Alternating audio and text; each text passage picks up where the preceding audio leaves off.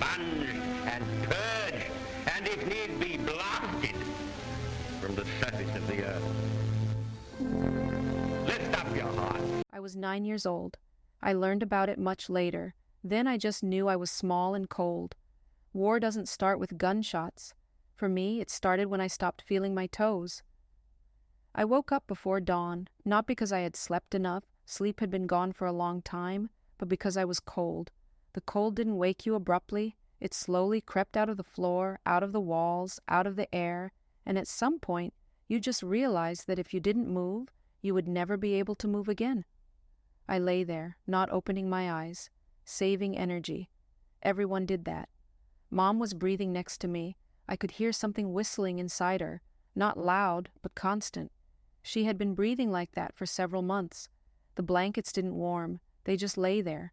The windows were taped crisscross with paper, but the glass was still covered with ice patterns. I used to love looking at them. Now I knew. If there were patterns, it meant today would be especially bad. I carefully sat up. My head spun immediately. Not severely, but unpleasantly. I already knew what that meant.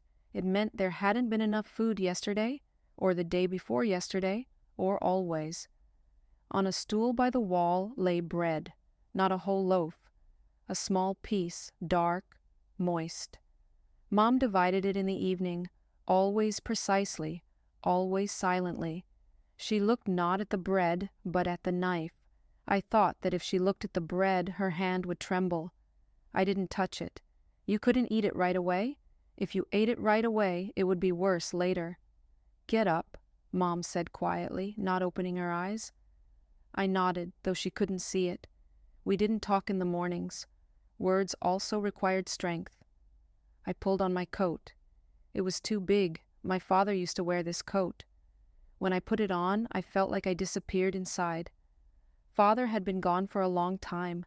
I didn't ask where he was. I knew that if I asked, Mom would start staring at the wall. We went outside when the sky was still gray, like dirty water. The city didn't sleep. It just never lay down. People moved slowly, as if everyone's legs hurt at once. No one looked around. There was nothing to look at. Houses stood with black, empty windows, some without walls. The wind passed through them like through a sieve. The bread queue started around the corner. I immediately realized it was long. If the queue was long, it meant someone wouldn't make it today. We stood. I looked at the backs. All backs were the same, hunched, narrow, as if people had been folded in half.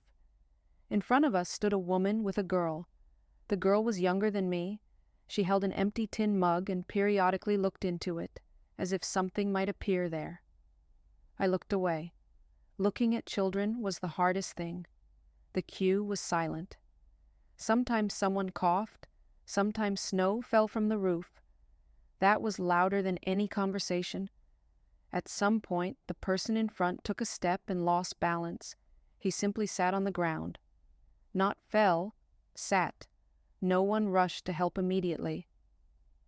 We all waited to see if he would get up himself. If he got up, it meant he was alive. He didn't get up. A few minutes later, 2 men approached and carefully dragged him to the wall. The queue moved. No one said a word. I remembered he had good boots. It was a strange thought. I felt ashamed, but it wouldn't go away. When we got the bread, Mom wrapped it in a rag and hid it under her coat. I walked beside her, constantly thinking someone would snatch it from us, but no one did. Everyone carried their own, as if it were the most precious thing in the world. On the way back, the siren wailed, first quietly, then louder, then so loud that the sound crept inside your head. "Run," Mom said. We didn't run. We hurried as fast as we could. The basement was already full. People stood shoulder to shoulder. Someone cried. Someone prayed. I saw a man who just stared at the ceiling, unblinking. The first explosion was somewhere far away. The second, closer. Dust rained down from above. The light went out. I squeezed Mom's hand so hard that I couldn't unclench my fingers for a long time afterwards. In the dark, breathing could be heard. Much breathing. I realized that if I let go of her hand now, I would never find it again. Never. When it all ended, no one applauded. We just went outside. One house on the street was no longer standing. I looked at the hole where windows used to be and tried to remember who lived there. I couldn't. In the afternoon, I went for water. The bucket was heavy, even empty. The pump was far away. A queue. Another queue. As I carried the water back, my arm went numb. I stopped, put the bucket on the ground, and suddenly realized I didn't care if the water spilled. That scared me more than the bombs. In the evening, we ate bread. Mom broke off a piece for me and held it in her hand for a long time before giving it to me. I ate slowly, very slowly. Each time I swallowed, it felt like the bread was something alive, and I was killing it. At night, I lay there and stared into the darkness. I thought that if I lived until tomorrow, then this day hadn't been in vain. I didn't know what victory was. I only knew one thing: to survive meant to win. Night was the hardest. During the day, fear had a form: sound, fire, running, screams. At night it became quiet and sticky. It sat nearby, within arm's reach, waiting for you to stop thinking. I lay pressed against the wall. It was cold, but it felt calmer. The wall wouldn't disappear. Mom lay next to me. I heard her breathing. It was shallow, ragged, as if she was constantly afraid to inhale too much air and leave less for me. I didn't sleep. Children of war don't sleep. They stand guard. Sometimes a distant hum echoed outside the window, sometimes very close. Each time I tensed, ready to get up, run, grab my coat, the bread, Mom. But more often, nothing happened. And that was scarier. At some point, I realized I was very thirsty. Not just thirsty, it felt like there was a desert inside me. I didn't tell Mom. The water was for the morning. I looked at the ceiling and remembered how we used to live. It felt like someone else's life. There were colors, there were sounds, there were days that didn't end in fear.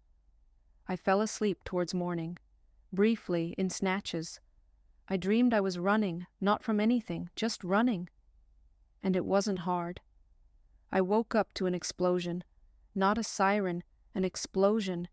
It was so powerful that the house seemed to jump. I sat up instantly. Mom was already standing. In the dark, we found each other immediately. "Quick," she said. We walked again. The same streets, the same faces, only there were fewer people. On the corner of a house sat a boy. He was my age. He was looking at his hands as if he didn't recognize them. I wanted to go over. I wanted to say something, but I didn't know what. We walked past. Sometimes I think he survived. It's easier for me to think that way. The morning was gray, the same as yesterday, and the day before yesterday.